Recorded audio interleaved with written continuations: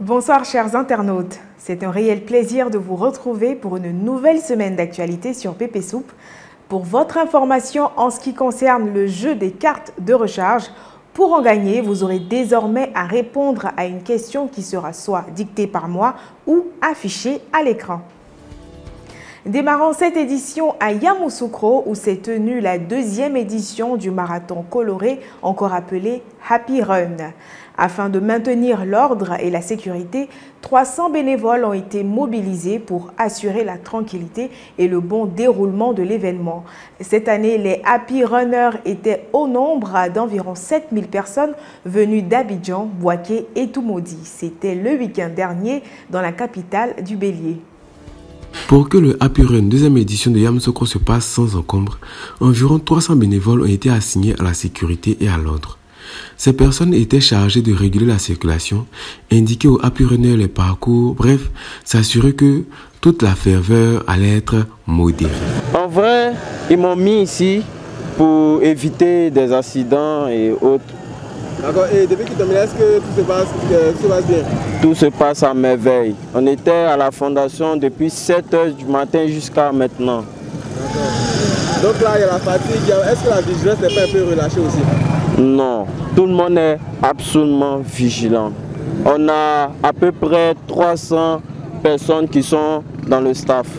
Il y a 7000 personnes actuellement. Il y a d'autres qui sont quittés à Abidjan, Bouaké, Toumoudi, etc. Il y a coordonné que ce n'est coordonné. Aïe, Happy Run c'est quoi? Skinny 17. Skinny 17. Skinny 17. Le seul gros qui avait Skinny. Skinny 17, ouais, c'est le seul gros qui avait Skinny. On écoute c'est quoi? Tu as mis 5000 dedans, non? Donc voilà, faut croire que c'est pas tout le monde qui prend son barreau au sérieux. Mais en tout cas, les petits incidents ont été vite maîtrisés. Chap chap. La couverture en électricité sur le territoire ivoirien est assurée par la compagnie ivoirienne d'électricité CIE. Au cours de notre passage dans la ville de Niakara pour un reportage, Konegbele Adolphe, un résident, dit avoir été victime de plusieurs dérives de la part de la CIE. En effet, il a remarqué une hausse continuelle de sa facture d'électricité, cela malgré ses efforts pour réduire sa consommation au point de ne pas utiliser l'électricité tout au long du mois.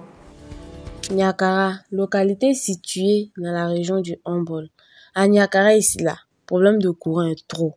Aujourd'hui, à notre micro, le père Konegbele va nous en dire plus. Écoutons. C'est bizarre, mais c'est comme ça. Donc, j'ai fait l'effort de prendre un compteur où on m'a installé ça à 300 mètres de la maison. Elle n'a jamais été habitée. C'est moi qui l'habite. Et les premières factures jusqu'à ce jour, j'ai toujours payé. Mais je vois que ressortir un pays. Et chaque jour, ça s'augmente. CIE même, vous avez un problème avec toute la population de Côte d'Ivoire. Vous-même voyez. En tout cas, le père Gbele, il serait préférable de vous rendre dans les localités de la CIE et d'avoir plus d'explications sur ces situations.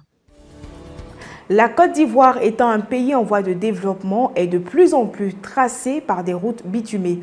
Cependant, le village de Tomono, qui est une zone assez reculée, ne s'inscrit pas dans ce plan de développement routier.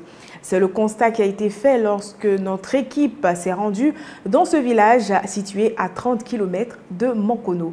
Bakayoko Moussa met la lumière sur les conséquences du mauvais état des infrastructures routières. Tomono, situé à 30 km de Mankono, région du Béré.